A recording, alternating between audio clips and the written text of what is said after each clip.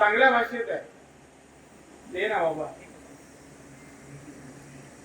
लोक म्हणते राणीचा एवढा लेट करता.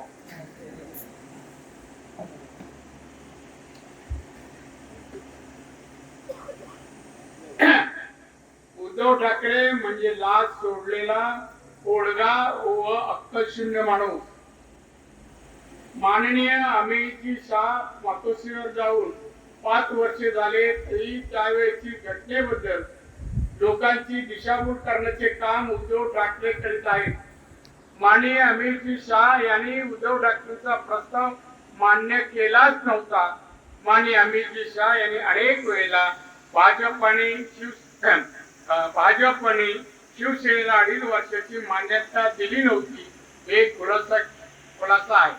मुख्यमंत्री असूनही महाराष्ट्रातील जनतेसाठी काहीच न करू शकलेला असा अपयशी आणि महाराष्ट्राला मागे नेणारा हा मुख्यमंत्री होता.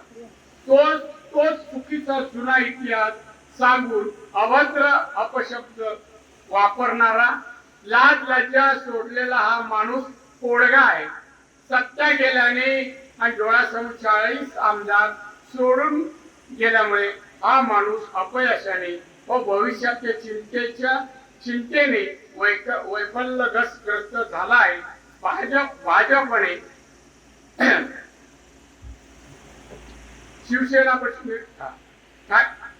माननीय बाळासाहेब ठाकरे यांनी शिवसेना पक्ष निर्माण केला व देशभर पसरवला. या कार्ट्याने माणसाने साहेबांच्या नंतर काही वर्षातच शिवसेना पक्ष संपव. ते त्याला उत्तर देऊ. तर आमच्या देवेंद्र बद्दल ज्या भाषेत बोलला ना त्याला हे उत्तर आहे. सहसा आम्ही देत नव्हतो पण त्याचं कमी होत नाही. आता त्याला सांगता मी आता खासदारकी लढवतो, तू आता येतो इकडे ये आणि असे शब्द सिंधुदुर्गात बोलून दाखव. मग परत जायचा रस्ता कुठून जातो तुम्ही दाखव. हे नाही सांग. आमचे नेते माननीय मोदीजी असो, माननीय अमित शाह असो, देवेंद्र फडणवीस असो, आमचे नेते तुझ्यासारखं सगळं सोडलं नाही. 2.5 वर्ष मुख्यमंत्री 2 दिवस फक्त मंत्रालयात गेला. त्या कोकणाला काही दिलं नाही, एक योजना नाही, काय कामाचं.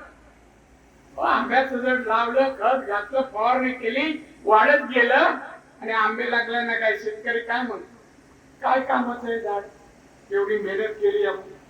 तसं आम्ही म्हणतो नुसताच वाढला हो. महाराष्ट्राला काय दिलं, कोकणाला काय दिलं सांग ना.